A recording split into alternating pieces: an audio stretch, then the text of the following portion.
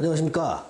64년생 남자분들 중에서 태어난 월에 따라서 기회를 잡을 수 있는 사람과 위기를 조심해야 될 사람을 또 영상을 좀 촬영해 봤습니다. 먼저 요거 앞에 영상에서는 그 인월부터 미월까지, 즉 양력 2월 4일부터 8월 6일 이 사이에 태어나신 분들을 월별로 어떻게 앞으로 이 신축년에서 큰 변화가 일어나는데 그 변화가 어떠한 결과로 이어질지에 대해서 말씀을 드렸습니다. 자, 오늘은 신월생부터 축월생까지 신축년에 일어나는 변화가 여러분한테 끼칠 영향을 자기가 태어난 월을 기준으로 한번 알아보도록 하겠습니다. 자, 신월생부터 알아보겠습니다. 자, 신월이라고 하면 양력 기준입니다. 양력으로 8월 7일에서 9월 6일 사이에 태어나신 분이 있습니다. 물론 절기가 들어오는 시간이 있기 때문에 변화되는 이런 시간들은 약간의 차이는 있습니다만 대체로 8월 7일부터 9월 6일 사이에 있는 이 사람들이요. 특히 8월 7일과 9월 6일 딱 여기 걸린 사람은 정확한 태어난 시기랑 시간하고 또 절기가 바뀌는 시간을 대비해 봐야 됩니다만 그냥 전반적으로 보면 8월 7일에서 9월 6일 요 사이에 태어나신 분들에 대한 신축년의 변화가 여러분한테 주는 영향을 알아보겠습니다. 이분들은요, 한 15년, 20년 동안 장기적으로 어떤 커다란 변화가 없이 사셨던 분들입니다. 그래서 상당히 안정된 삶을 사셨을 겁니다. 안정됐다는 것은 뭐 경제적 안정도 필요하지만 내 생활 자체가 커다란 변화 없이 매일매일이 뭐 어제와 같은 오늘, 뭐 3년 전에 했던 일을 지금도 하고 있고 그러면서 반복되는 가운데서 조금씩 발전하는 모습 속에서 살아오셨을 가능성이 굉장히 큽니다.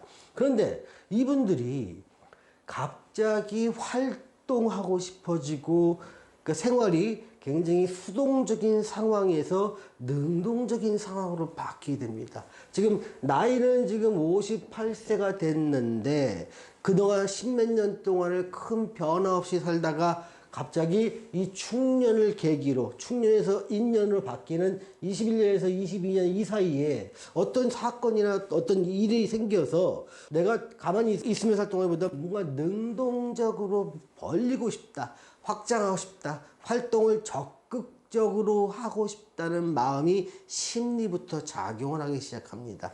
그런데 확장은 매우 신중해야 됩니다. 여러분들이 안정된 생활을 했던 분들이라도 확장을 안 할 수는 없을 겁니다. 뭐 주거를 확장해서 옮기는 것도 있고요. 사업체를 확장해서 옮기시는 분도 있을 것이고 또 그동안은 안정적인 공직이나 직장을 다니다가 이제는 내 사업을 본격적으로 하기 위해서 확장을 해야 될 분이 있을 겁니다. 다만 확장은 신중하게 하셔라. 신중은 무조건 하지 말라는 게 아니에요. 확장할 시기가 정해져 있고 확장하지 않아야 될 시기가 따로 정해져 있다는 겁니다.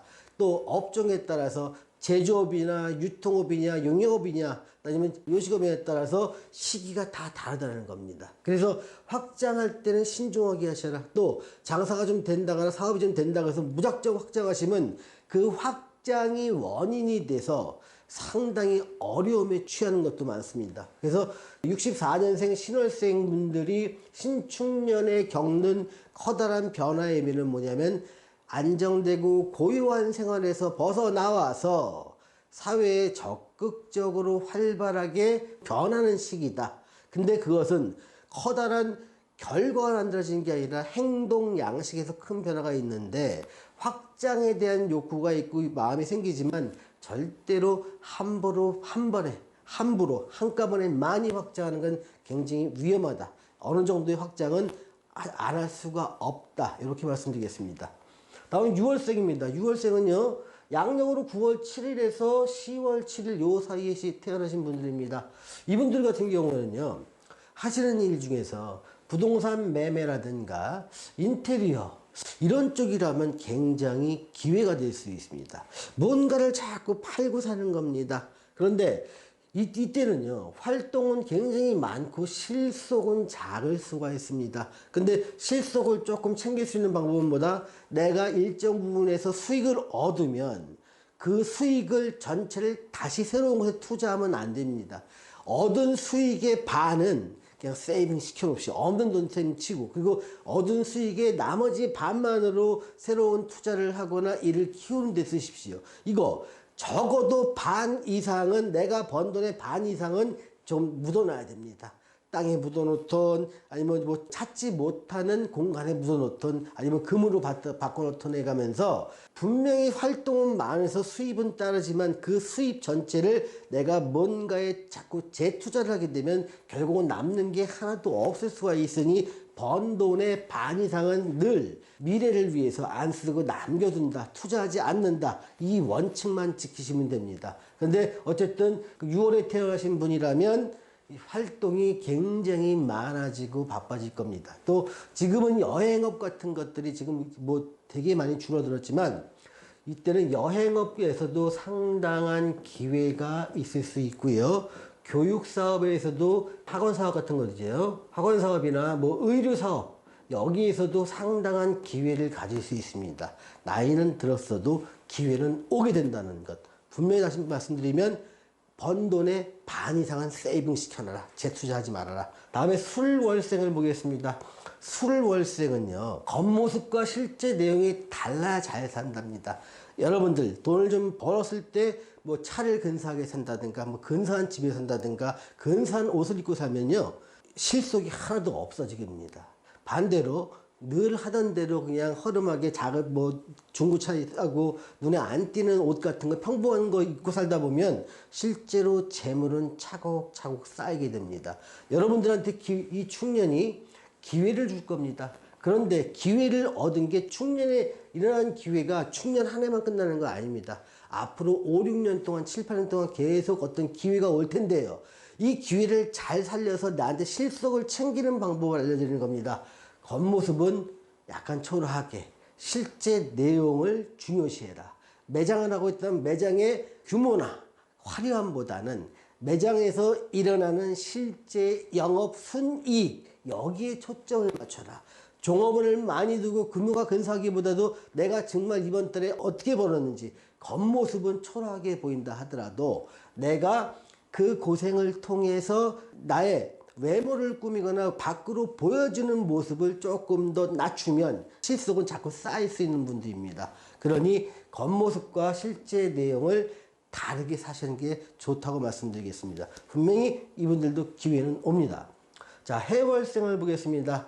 양력으로 11월 7일에서 12월 6일 사이에 태어나신 분들입니다. 이분들은요, 고생이 조금 더 아직도 진행될 수 있습니다. 그런데 이 충년은 어떤 기반을 잡을 수 있는 기회로 작용하게 됩니다. 자, 이분들도요, 절대로 기반을 잡았다고 해서 겉에 뭐 근사한 차로 확 사버린다든가, 뭐 아파트를 근사한 데로 이사가고 남들이 너 돈 벌었다는 걸 다 알면 그 돈 유지 못합니다. 돈 벌 때는요, 똑같이 마찬가지입니다. 요분들은요, 9월부터 추월까지 전부 다 태어나신 분들 똑같습니다. 내가 하고 다니는 외모나 언어나 살아가는 모습 속에서 남들이 딱 봤을 때, 어우, 저 양반 돈 벌었네 라고 느끼는 순간, 여러분들의 그 돈에 대한 행운은 끝났다고 생각하십시오. 겉을 수수하게 보이는 면에서 내가 돈 벌었다는 것을 드러나지 않아야 실질적인 재물이 모일 수 있고 또 다른 돈 벌 수 있는 기회가 계속 생긴다는 것 명심하시기 바랍니다. 그래서 해월생들은요, 고생 끝에 기반을 잡게 될 운들이 기다리고 있습니다. 그러니 그동안 고생을 하셨더라도 조금만 더 하십시오. 그러면 그 고생의 끝에 역시 낙이 오더라, 고생했더니 어떤 결과가 좋아지더라 하는 것이 64년생 해월생 남자분들한테 해당되는 내용입니다. 자, 다음에 자월생을 보겠습니다. 이건 64년 12월 7일부터 65년으로 넘어가죠. 1월 5일까지, 65년 1월 5일까지 태어나신 분들입니다. 이분들은요, 생활하는 거나 내가 활동, 이런 것들은 굉장히 바쁘고 오만 군데 쫓아다니면서 세상 돈은 내가 다 버는 것 같습니다. 근데 실제로 까보고 나면 실속은 하나도 없는 경우가 많습니다. 그러니까 이분들은요, 기회는 옵니다. 충분히 많은 사람과 접촉해 가면서 본격적인 활동을 할 수 있는 기회가 분명히 오게 됩니다. 그런데 중요한 건 뭐냐면 내가 활동을 많이 한다고 그것이 많은 돈을 버는 게 아니라 활동한 만큼 실속은 없을 수가 있다는 겁니다. 그래서 겉모습의 어떤 일의 규모라든가 사이즈, 이거에 현혹되지 마시고요. 실질적으로 그 일을 하면 나한테 실질적으로 얻는 소득은 무엇이지? 구체적으로 비용 다 빼고 나한테 얻는 건 무엇이지? 이런 걸 따져야 됩니다. 그래서 외형의 사이즈, 규모, 또 대외적인 모습, 이거는 쇼에 불과합니다. 쇼에 현혹되지 마십시오. 실속을 중요시하라는 겁니다. 그래서 매장도 그렇고 사업의 규모도 그렇고요. 겉이 중요한 게 아니라 내부가 중요하더라. 잘못하면 겉은 남들이 볼 때는 굉장히 화려하고 잘 되는 모습을 보일 수 있지만 세월이 딱 지나고 나면 나한테 남는 게 없습니다. 이거는 고생을 바가지로 하면 남는 게 없으면 뭘 합니까? 그래서 이분들이라면 실제적인 내 실속에 치중해서 모든 것들을 판단해 주시기 바랍니다. 자, 축월생 보겠습니다. 이분들은 65년 1월 6일부터 양력으로 65년 2월 3일까지 태어나신 분들입니다. 이분들이 축월생이라고 하는데요. 이분들은요, 아직은 뭔가 승부를 걸 때가 아닙니다. 그래서 아직 매사에 승부가 나지 않는데 빠르게 뭔가 승부를 내려고 온 재산을 다 투자해서 뭔가를 한다거나 아니면 빠르게 내가 뭔가 그 소득을 얻기 위해서나 팽창을 하기 위해서 큰 규모의 투자를 한거나 아니면 소위 승부수를 띄운다. 이거 무의미합니다. 이분들은요, 그냥 모든 세월들은 크게 결실이 나는 시기도 있고 크게 변하지 않는 시기도 있더라.